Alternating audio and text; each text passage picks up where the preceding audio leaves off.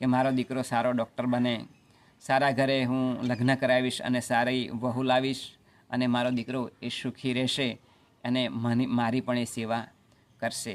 આવી ઈચ્છા અમૃતબેનને હતી. દિવસો પર દિવસો વીતતા જાય છે.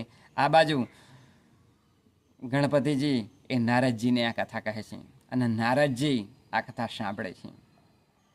એટલે આ દીકરો એ કોલેજની અંદર ગયો હોય છે અને ડિગ્રી મળી હોય છે ડૉક્ટરની.